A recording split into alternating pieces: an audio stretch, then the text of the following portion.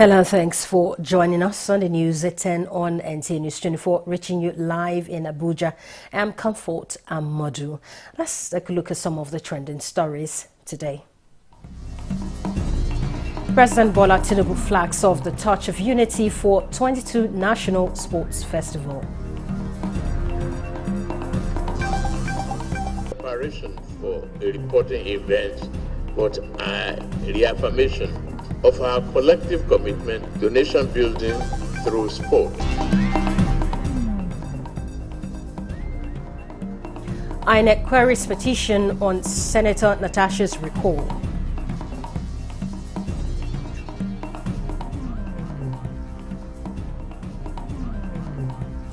Bill to make Court of Appeal final bus stop in governorship. National and State Houses of Assembly election petitions passes second reading.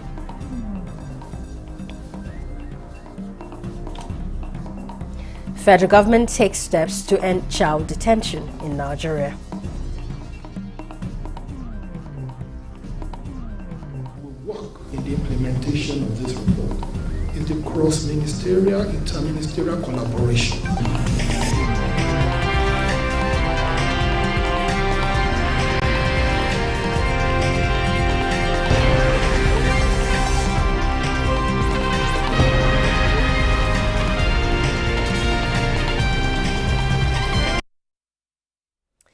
We begin with the unveiling of the movement of a Touch of Unity by President Bola Tinubu to begin awareness creation for the 22 National Sports Festival holding in Ogun State capital, Abeokuta, in May this year. At the event, President Tinubu called on public and private sectors to actively contribute to Nigerian sports development, especially in infrastructure expansion, talent identification, athlete nurturing, and sponsorship of sporting events. Details with State House correspondent Musbah Wahab.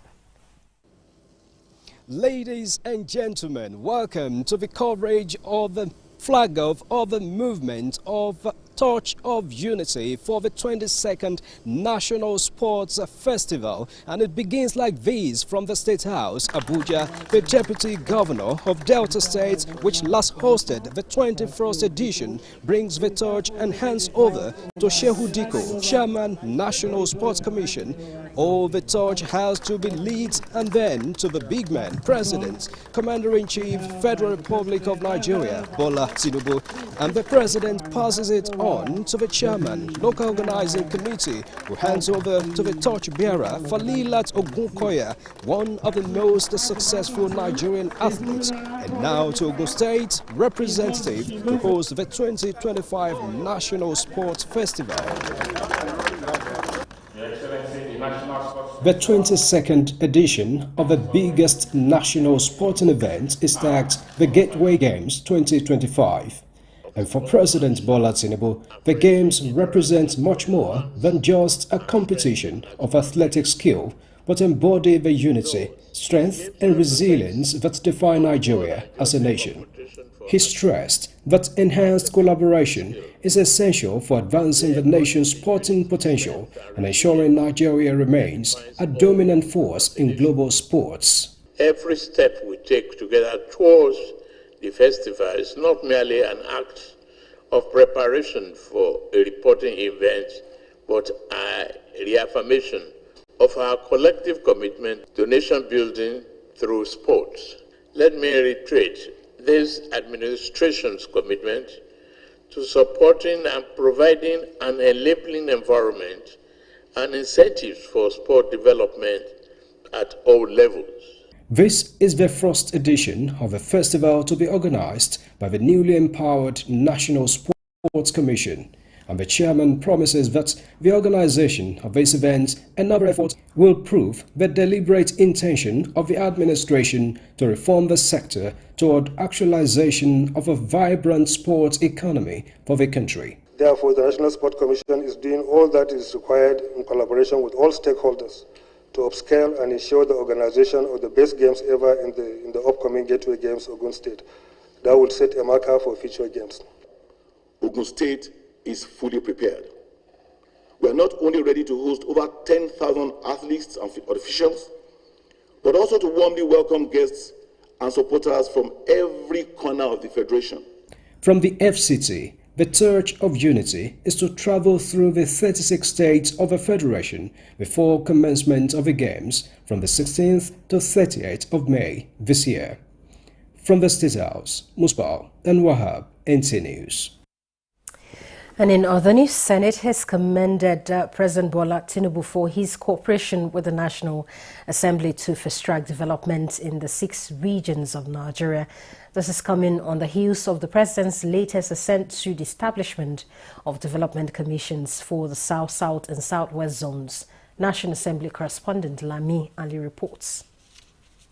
President of the Senate, Godswill Akpabio, announced President Tinubu's assent to the 2 bills to establish development commissions for South, South and Southwest, bringing to 6 the number of development commissions to bridge development gaps across geopolitical zones in Nigeria. We thank the President. We are grateful for his cooperation. We are grateful for creating jobs. And we also are grateful to have taken development to the grassroots level at our subnationals.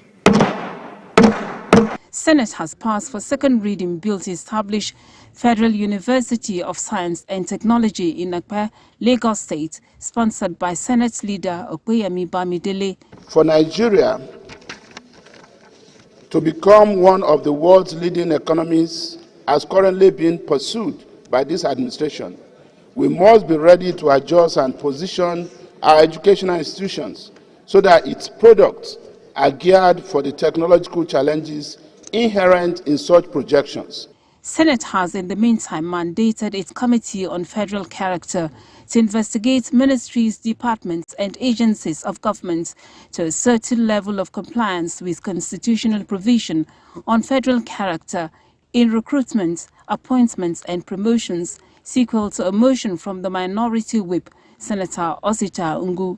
Despite a focus on geographical quotas, imbalances persist between institutions, often relocating problems rather than solving them, while certain regions remain underrepresented.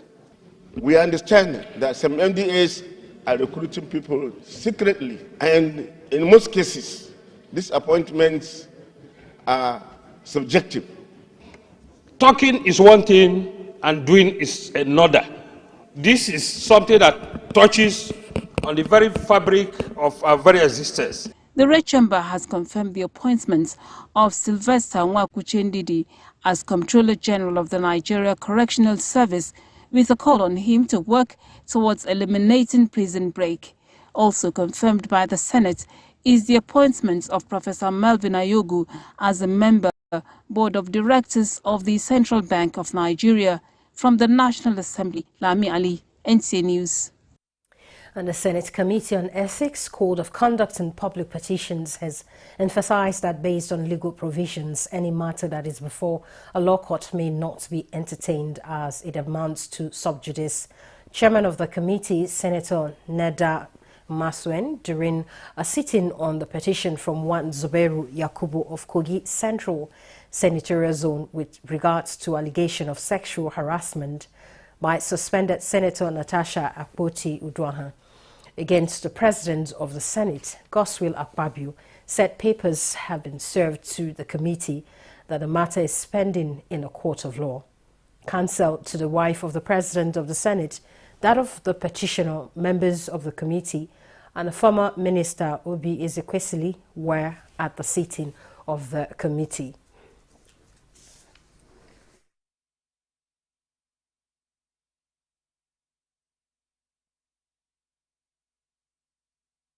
And I've had the opportunity of also reading the rules of the committee.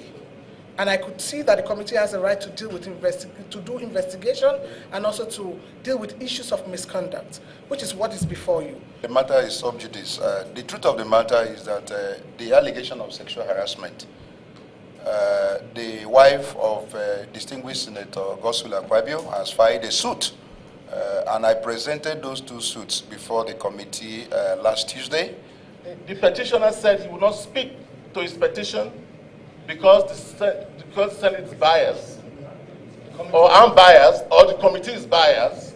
The respondent has just told us, and the papers are before you, that this case is before a competent court of law. Therefore, this committee will allow a court of law that will not be biased to handle this matter. Therefore, this matter is closed here at the Senate and is adjourned. The petitioner Zubairu had earlier insisted that though he is the author of the petition, Senator Natasha should also be invited by the committee to testify. My principal witness, who is Senator Natasha Akpoti-Oduaghan, that incident happened to, who reported to me. If she's not here to clarify, because she has every evidence, documentary evidence, already attempted to testify, unless the senator allow her to come in for her to testify. Meanwhile, Annex says 6 bags of documents containing alleged petitions from concerned voters from Kogi Central for the recall of Senator Natasha Oduaghan was received by the Commission. Signatures collected from over half of the 474,554 registered voters spread across 902 polling units in 57 registration areas in the 5 local government areas of Adavi, Ajakuta, Ugori Magongo, Okehi and Okene.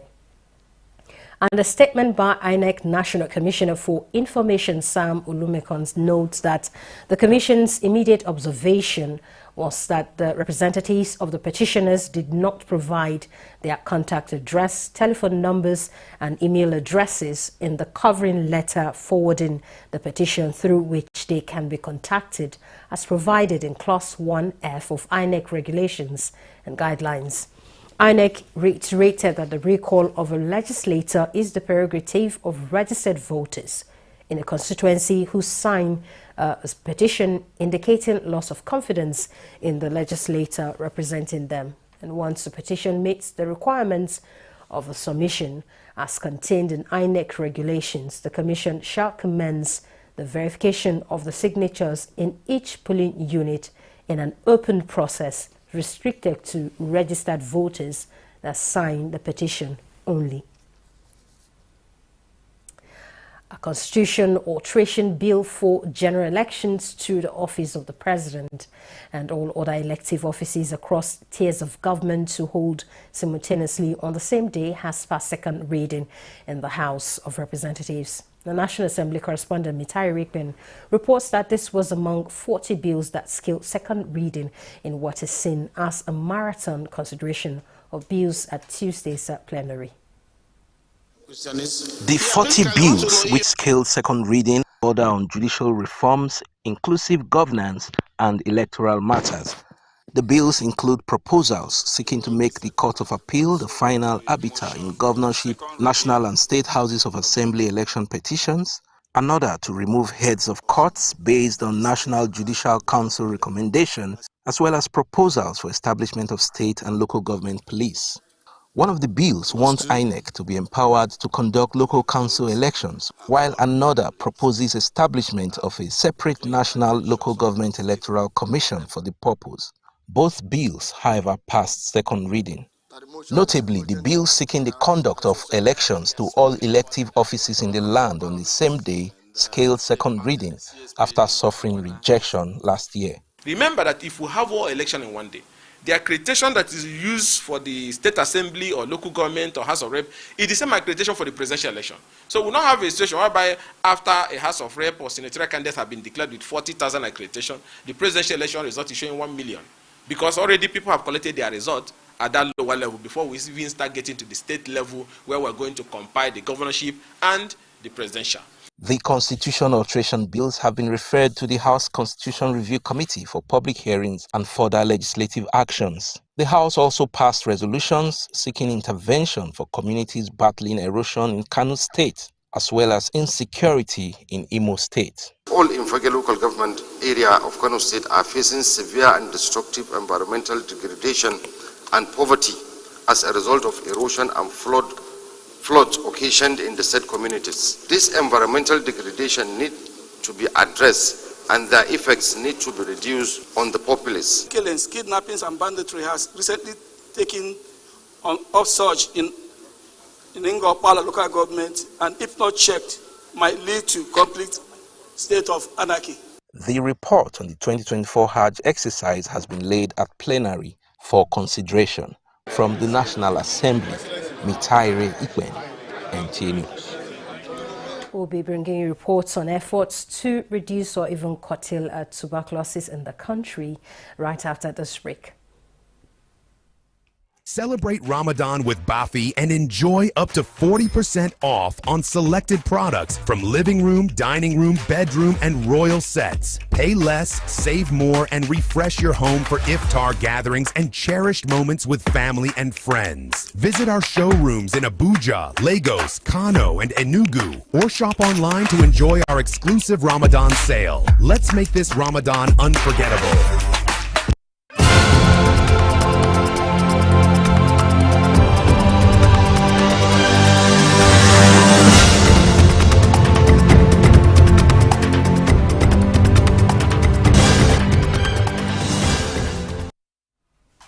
Thanks for being there. And despite medical advancements, tuberculosis remains a disease of public health concern in Nigeria. That's claiming 71,000 lives in 2023 alone, with the country ranking among the world's top TB hotspots. Now, the coordinating Minister of Health and Social Welfare, Professor Ali Pate, believes there's hope for the nation to push for better diagnosis, treatment and awareness as is gaining momentum. Uche Ugochukwu reports this came up to the fore at a briefing in Abuja to mark the 2025 World TB Day. By the World Health Organization keeps Nigeria among high-burden countries, but efforts to curb this incident is evident in government's expansion of TB diagnostic services nationwide, increase in the number of GeneSpot and TruNat machines, as well as 400 mobile X-ray platforms. This is aside the over 23,000 healthcare facilities now offering TB care. A special screening program is also targeting vulnerable groups, including students, orphans, and inmates. This technology has significantly improved the sensitivity of our TB screening tools, allowing us to detect more cases, including asymptomatic TB, that might otherwise be missed. Despite these efforts, funding remains a setback. Following U.S. aid's withdrawal of TB support, as a solution, government is leveraging public-private partnerships, including a $50 million TB bond. So we'll continue our advocacy, not only at the national level, but at the state level, for domestic resources, and in any way possible that all the stakeholders can come together to ensure that TB becomes a thing of past in Nigeria. We would like to reaffirm our commitment that WHO will continue to provide the normative guidance to mobilize the resources for the TB responses. Health officials advise anyone experiencing symptoms such as cough more than 2 weeks, weight loss, or night sweats to test for TB with treatment provided free nationwide. Uche Ugochukwu, NTA News. And the rising cases of antibiotic resistance becoming a global health crisis is prompting researchers from the Nigerian Institute of Medical Research to use their findings to profile lasting solutions to the challenge. Hingino John Adams attended a media chat with the researchers, and she's reporting on their findings so far. Data from the World Health Organization shows that bacterial antimicrobial resistance caused 1.27 million deaths globally in 2019.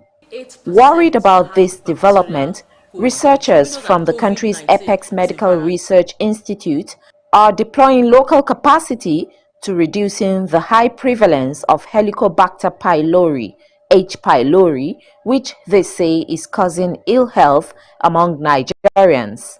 Chronic or long-standing inflammation has also been associated with cancer of the stomach. And that's where we start talking about Helicobacter pylori. There was a report by WHO that during the COVID pandemic, only 8% had bacterial co-infection. We know that COVID-19 is a viral infection, but 8% had bacterial co-infection. But do you know what? 75% were prescribed with antibiotics. Right? They were like, okay, just in case, maybe it's a bacterial infection. And that's one of the major problems we have in terms of antimicrobial resistance. On cholera outbreak in the country, the researchers are advocating aggressive enlightenment campaigns. We also engage the community leaders because they are critical stakeholders in research. If they are not engaged and given proper advocacy, there may be hostility or resistance. With research just like the ones done by NIMA, it is expected that more findings will be made to help in achieving a healthy future for Nigerians. In Lagos, Hinginu, John Adams, NTA News. Let's talk trade with ocean transport driving more than 90% of Africa's trade. And despite this, the continent's stake in global shipping fleet is remarkably low. As the world goes green, Africa is charting its course towards a more sustainable maritime future. Vivian Eziadefe takes a look at these and other matters in business. Industry players believe Africa's maritime sector has immense potential, despite the continent owning less than 2% of global ships. Africa's numerous ports, however, offers a significant opportunity for development, particularly in creating a green corridor across the continent. This corridor could facilitate Africa's industrialization by attracting global funds and investments. To achieve this goal, Africa must transition from extractive industries to partnering with the global community, emphasizing its commitments to sustainability and decarbonization. They insist decarbonization extends beyond shipping, requiring a comprehensive approach. In our ports, there are green corridor opportunities where across Africa we green corridor the African perimeter. As we know, Africa is a coastal island, to develop green corridors so that we're contributing to green shipping and greening ports, but we are also building capacity. Jobs, capacity building our seafarers, so people that operate ships, for example, we need to be able to capacity build them. Because in this particular transition, technology of ships will change. And when technologies change, education needs to change. The syllabus, the curriculum for how to operate electric cars, for example, is different from how do you operate a petrol car. So because these changes are happening, we need to reflect that in the people that work in this sector. There's also the technology side. We need technology partnerships with other countries, especially the developed world. We need some kind of partnership between many ports that have upgraded, they're already greening, they're operating sustainably. How can we learn from our international partners? Africa relies on shipping, and when they are planning to reduce a levy in shipping, that will impact on the freight rates. And when the freight rates now affect our trade, it's important that we know what exactly is going on. But Africa is also part of the whole world where the climate change is impacting on us on very wild changes in the rainfalls and the drought, and all these are coming from the climate change. So as IMO looks into how to address the climate change issues, we have a voice also to speak, because some measures can also not be very beneficial to us. Some measures can have very adverse effects. So if you're not there on the table to know what is it being done and how then to bring your issues across, then it is not good. In another development, the federal government has revealed that addressing Nigerians' housing deficit of over 28 million units will require an annual investment of $6.25 billion. Minister of Housing and Urban Development, Ahmed Dangiwa, emphasized the need for collaborative efforts between the government and private sector to deliver 500,000 housing units annually over the next decade. Lengiwa noted that over 70% of Nigerians' 43 million housing units fail to meet basic standards. To address this challenge, the government is implementing the Renewed Hope Housing Program and the National Urban Renewal and Slum Upgrade Program, emphasizing the importance of public-private partnership in achieving housing and urban development. With business, Vivian Izadifi. A non-governmental organization, Connected Development, CODE, is launching a 5-year strategic plan of $5 million to empower journalists and media practitioners. And that's to mobilize Nigerians for a responsible and ethical use of artificial intelligence. Tokbe Alabi reports on this. According to recent studies, over 50% of global media organizations have adopted artificial intelligence AI tools for content generation, curation, and distribution. And in Africa, AI uptake has been slower due to limited access to technology, inadequate training, and regulatory concerns, while several media houses have begun to integrate AI for newsroom automation, audience analytics, and fact-checking. Connected Development, CODE, now in 13 African countries, is aware of the explicit powers of the media to influence, shape perspectives and opinion. And that is why it convened this media roundtable to foster constructive exchange of ideas, insights and best practices to address the challenges and opportunities in AI industry and how to responsibly drive scalable solutions for Nigeria. AI can help us solve complex digital challenges. Imagine using artificial intelligence to predict school dropout rates. So we're currently implementing a project in Bauchi State where we're advocating for a 12-year free and compulsory education for every girl child in Bauchi State. AI is the future that starts today. We must all adopt AI by way of adaptation, because the only way to self-preserve in this industry is to continuously adapt to changes. Today, I'm pleased to launch a $5 million grant. And these entire resources, for every year for the next 5 years, $1 million will be spent to give journalists resources that you need to do your report, to leverage on artificial intelligence, and ensure that citizens are at the heart of this very important initiative. I can bet you, with your work, you can bring about the changes needed in Kara, Namuda, and Zamfara by using artificial intelligence. Nigeria's AI potential estimates could add $15 billion to the country's GDP by 2030. And with the media practitioners at the driver's seat of this project launch, CODE believes supporting journalists with funds is apt to investigate and report on AI-driven solutions in Nigeria's development landscape. By launching this new project, CODE intends to encourage appropriate application of AI to investigate frameworks that reduces risk, data privacy, and unequal access to public services. In Abuja, Tokbe Alabi, NTA News. Indeed, AI can either change or improve the dimension of reporting. When we return from this break, we'll look at efforts by ECOWAS to improve regional security.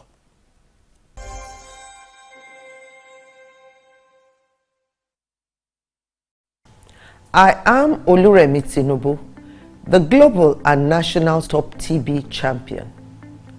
Many people have asked why I've chosen to champion the fight against a disease like tuberculosis. My reason stems from a deep personal experience. I once had a friend who unfortunately fell ill and concealed the nature of his sickness until it was too late. Eventually, after he passed, we discovered he had tuberculosis. Sadly, due to the stigma and discrimination surrounding the disease, he would not speak up or seek for help. His death was a painful reminder that we could have intervened and saved a life if only we had known earlier. Tuberculosis is an airborne disease that primarily affects the lungs, but can also impact other parts of the body. Being airborne means anyone, regardless of their social economic status, can contract it. In Nigeria, 1 person dies of TB-related illness every 7 minutes, amounting to 206 deaths every day. Globally, one person succumbs to TB every 25 seconds, which is a staggering 3,456 lives lost daily. These deaths are entirely preventable because TB is curable if detected and treated early. If you or someone you know has been coughing for 2 weeks or more, coughing up blood, experiencing night sweats, or losing weight drastically, it might be TB. Please visit the nearest government hospital or primary healthcare center for proper diagnosis and treatment. TB treatment is free in all government and some private health facilities. Let us also remember not to stigmatize or discriminate against TB patients or those who have been treated for TB. Individuals who have been cured of TB cannot infect others. I call on all stakeholders, especially the private sector, to join us in the fight to end TB in Nigeria. Together, we can make a difference. Remember, TB anywhere is TB everywhere. End TB by 2030. Yes, we can.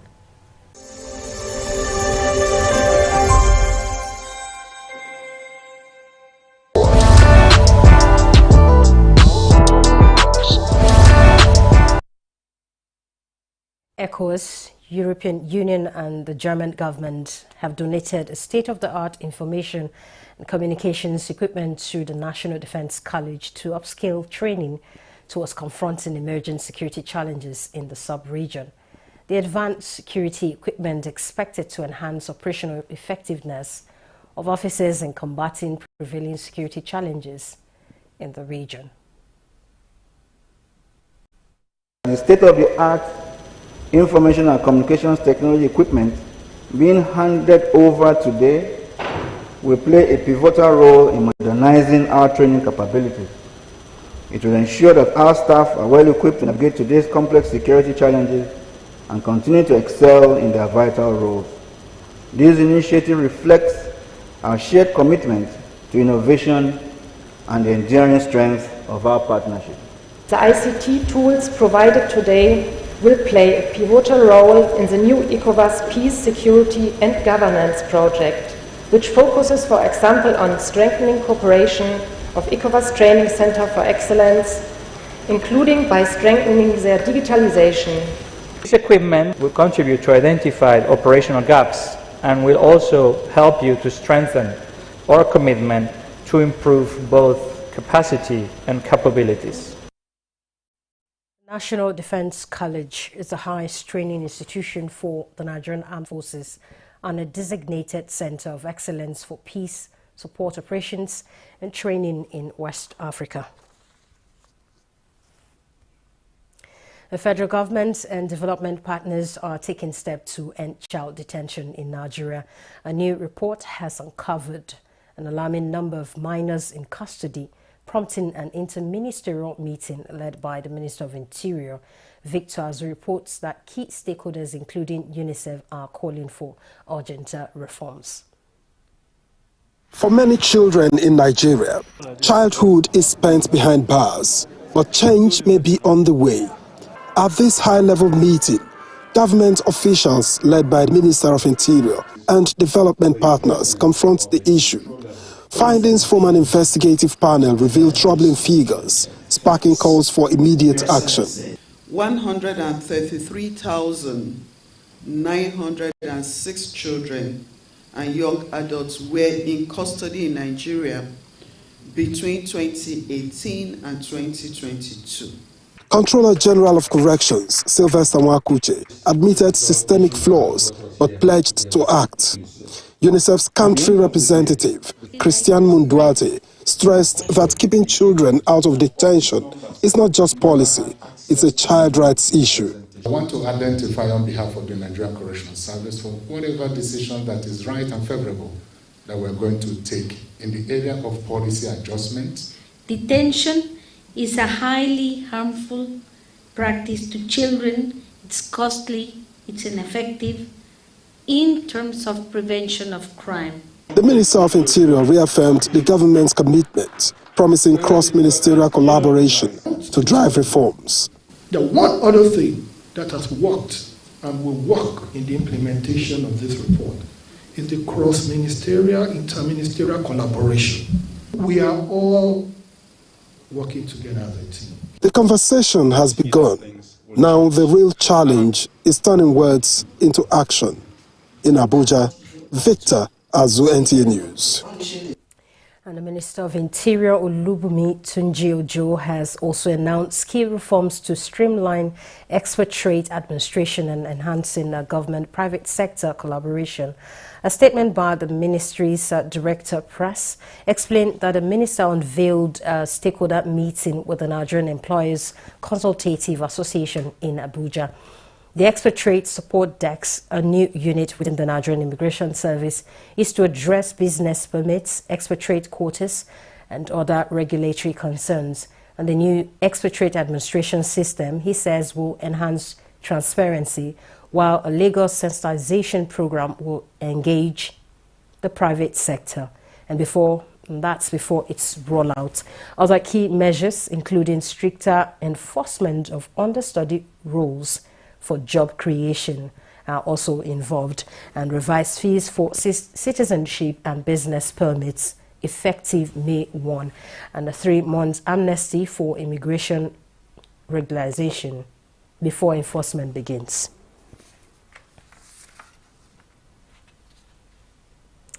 In a bid to enhance the ease of doing business in Nigeria and streamline interactions with the nation's business community, the Nigerian Customs Service is set to transit to a more user-friendly digital platform aligned with international best practices. Aminu Umar reports that the initiative was focused on the capacity-building workshop put together by the Kano Jigawa Area Command, aimed at preparing stakeholders for the anticipated transition. Enhancing the ease of doing business in Nigeria by eliminating obstacles for the business community remains a top priority for the federal government. As part of this effort, the Nigeria Customs Service is leveraging its human resources to develop an innovative platform designed to streamline operations. To ensure smooth transition, key players in the business sector were brought together for a training on how the new system will function ahead of its rollout. On the network, and the transaction will be seamless than the other platform we were doing before. So we expect it to be far better than the one we were using before.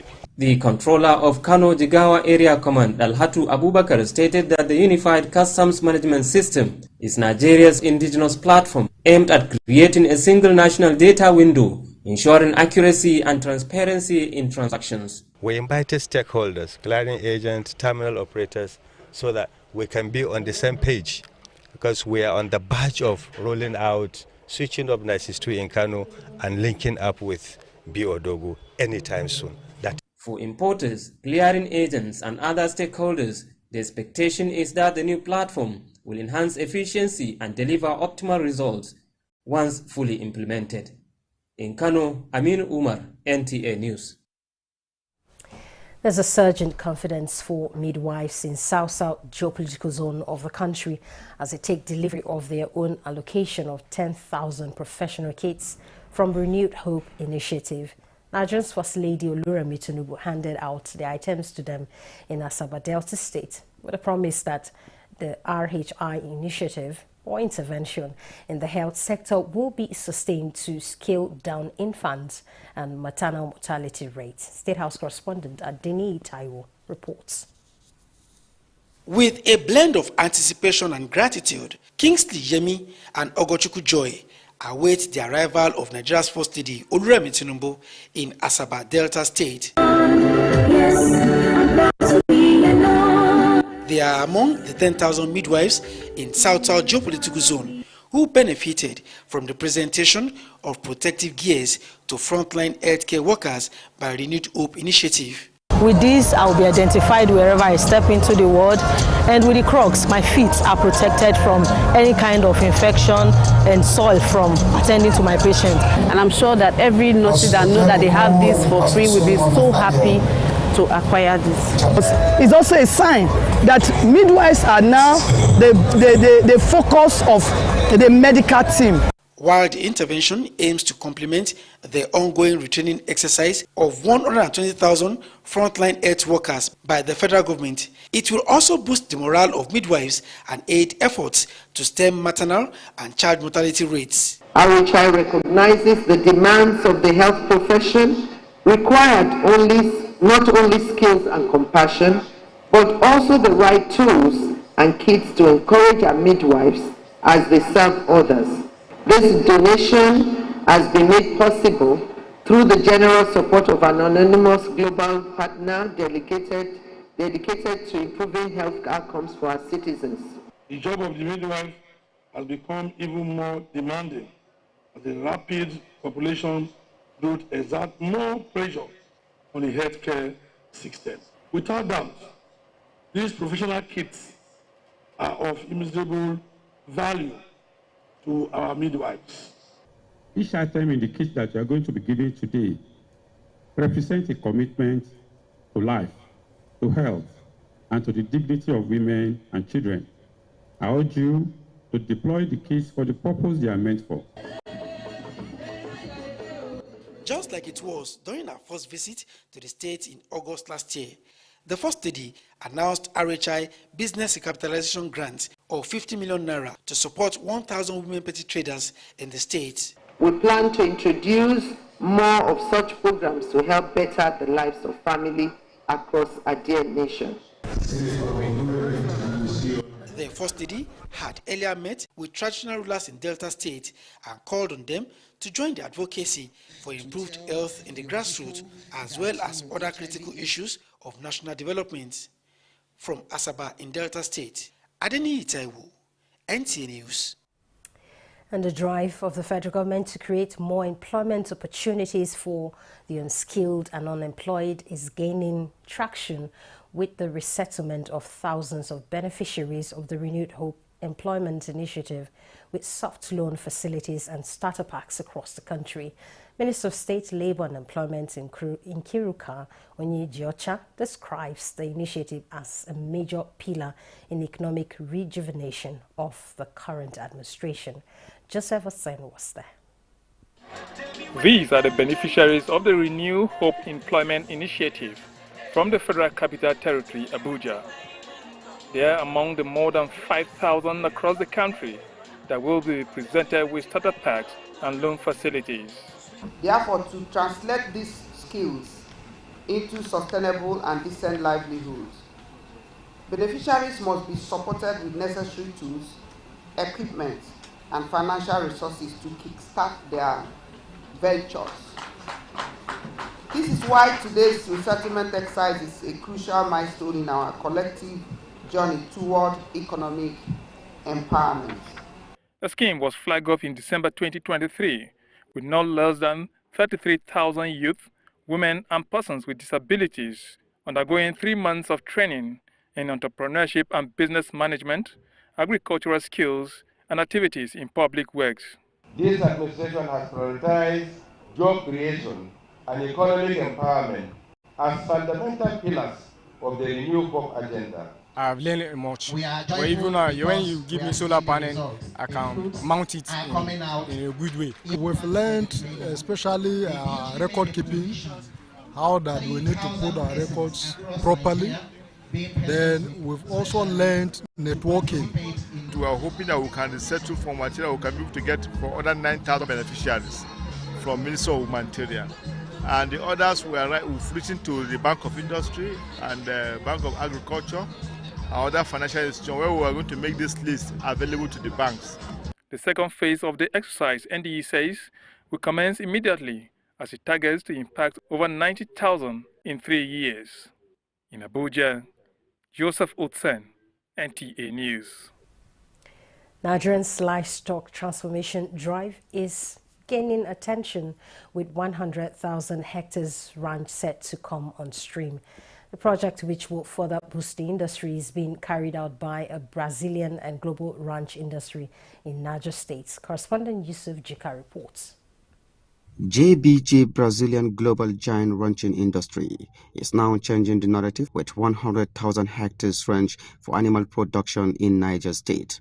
facilitated under the leadership of Idi Mukhtar Meha, when formally established, will accommodate more than 200,000 heads of animal production with high return in animal yields.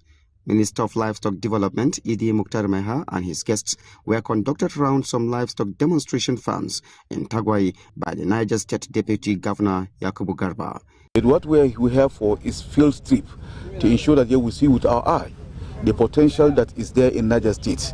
They will now go back and discuss on how do we harmonize our ideas to ensure that yes, it's sweet what they intend to come and do in Niger State. By all standards, they are the best candidate to establish this ranch here in Nigeria. And we are satisfied with the progress so far we have seen between us and the Brazilians in the realization of that commitment.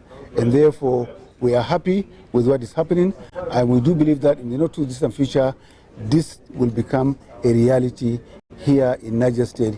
JBG is the second Brazilian firm to express a high-level commitment to invest in the country's livestock industry within a 5-month period. In Mina, Yusuf Jiga, NTA News. News at 10 is live on NTA News 24. A quick recap of our top stories. President Bola Tinubu flags off the Touch of Unity for 22nd National Sports Festival. Preparation for the reporting event, but a reaffirmation of our collective commitment to nation building through sport. INEC queries petition on Senator Natasha's recall.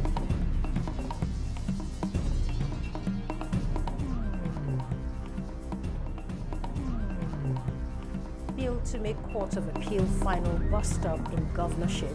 National State Houses of Assembly election petitions passes second reading.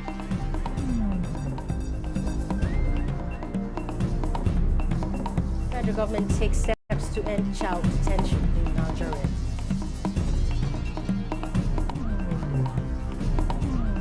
We work in the implementation of this report in the cross-ministerial, inter-ministerial collaboration.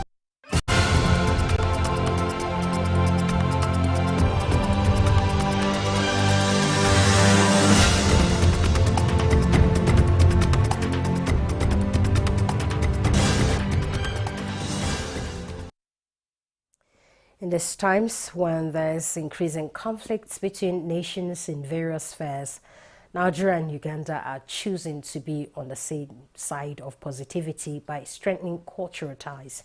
Minister of Arts, Culture and Creative Economy gave this commitment in Abuja when a 27-man delegation comprising senior military officers from Uganda paid her a visit. Gufan Shaji Ugwani reports. This collaboration is part of Nigeria's broader strategy to promote Pan-Africanism and foster greater regional integration.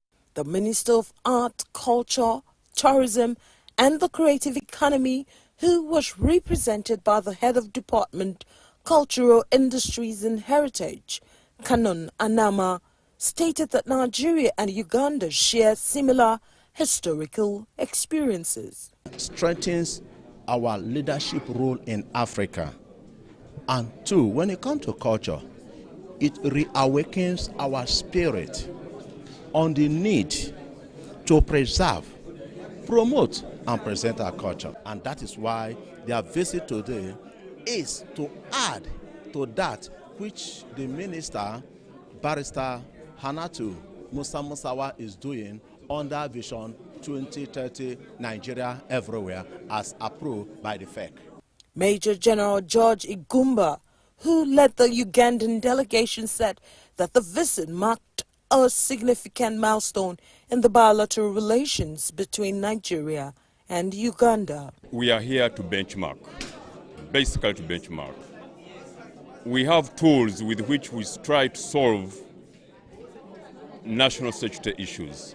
And we think if we studied elsewhere how they do it, then it would add value to our own way of handling the matter. The collaboration between Nigeria and Uganda is a step towards Pan-African affiliation, promoting cultural exchange, tourism and economic cooperation among African nations. In Abuja, Gofan Shaji Ugwanye, NTA News. And in a heartwarming display of unity, Al Habibia Islamic Society, a non-profit organization promoting Islamic education and good governance, hosted the U.S. ambassador to Nigeria, Richard Mills, for an iftar dinner in Abuja. Correspondent Ibrahim Hamidu reports on this significant event, highlighting over 20 years of interfaith collaboration between Nigeria and the U.S. As Ramadan brought Muslims together, Al Habibia Islamic Society opened its doors to foster unity and compassion. The American ambassador to Nigeria, Richard Mills Jr., and his wife joined the society's daily iftar meal. Till the end of Ramadan, Al Habibia shares iftar meals with 2,500 people daily, promoting a spirit of community and togetherness. Breaking their fast together, the ambassador praised Al Habibia's efforts in promoting Islamic education, good governance, and social welfare.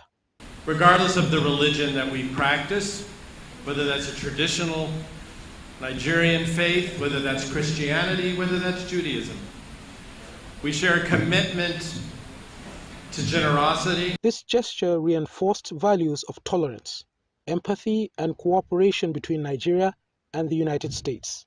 Then the great thing is identification with the poor, especially the needy. We, the people that are privileged, that are blessed in society, should give something to the needy. This is an important thing.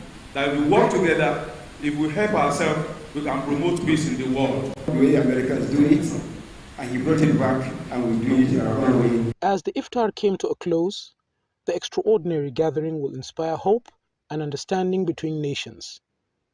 In Abuja, I'm Ibrahim Hamidu, NTA News. Let's now join our Sport Desk for more on what is happening in the sport world.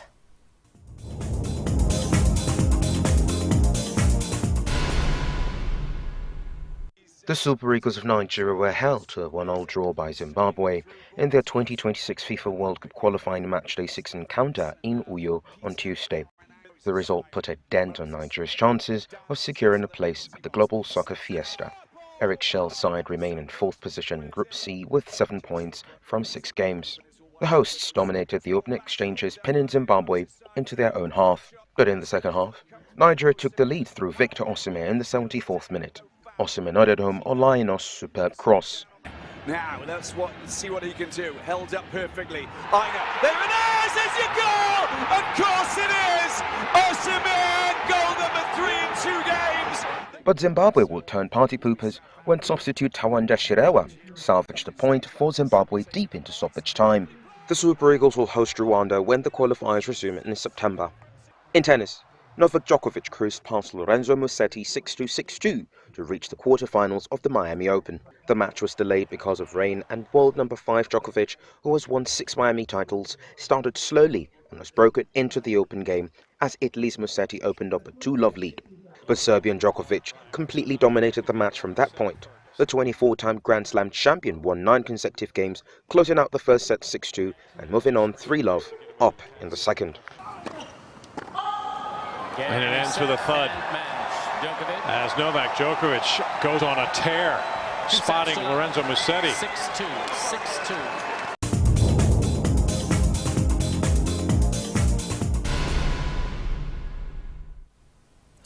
Vice President Kashim Shettima paid a condolence visit to Katsina State Governor Dikko Rada at the Government House in Katsina following the passing of the governor's mother. The late matriarch lived a remarkable life, leaving behind a legacy of 93 years with children and numerous grandchildren. Awal Haliru reports. During the visit, Vice President Shettima offered heartfelt condolences to the family and people of Katsina State, describing Hajia Safarao Umaru as a mother figure who will be deeply missed. Vice President Shettima expressed his sympathies to Governor Dukku Radda, his family, and the people of Katsina, praying that Almighty Allah grants the late Hajia Safara'u eternal rest and comforts the family during this difficult time. We are here at the instruction of President Bola Ahmed Tinubu to convey our deep condolences to the family. A mother is a mother. Yes, she died at the ripe old age of 93, but it's still a major blow, because she has been his role of Rock of Gibraltar, his major powerful standing point. So may Allah give him the fortitude to bear the loss. Prayers were offered for her soul to rest in eternal peace and for the family to find strength to bear the loss. Katsina State Deputy Governor Faruk Lawal expressed gratitude on behalf of Governor Radda to the federal government's delegation for the condolence visit. Late Hajia Safara'u died at the age of 92, leaving behind children, including the Katsina State Governor Dukku Radda and Hajia Hawa Radda. In Katsina, Awan Halliru, NTA News. And the Minister of Information and National Orientation, Mohammed Idris, also condoles with the Governor of Katsina State, Dikko Umar Radda, on the passing of his mother, Hajia Safara'u Umar, at the age of 93. In a statement, the minister says losing a mother is an immeasurable loss, especially one who lived a life of grace, wisdom and devotion to family and community. Hajia Safara'u Umaru was a matriarch in every sense and a pillar of strength. And the minister, on behalf of my family, commiserates with the governor of the Katsina State and the family and the people of the state in this moment of grief, and prays that Almighty Allah grants her Al-Jannah Firdaus and gives the family the strength to bear this irreparable loss. And with that, we conclude the news at 10 on NTA News 24. I am Comfort Amadou. I'll be back with the news update.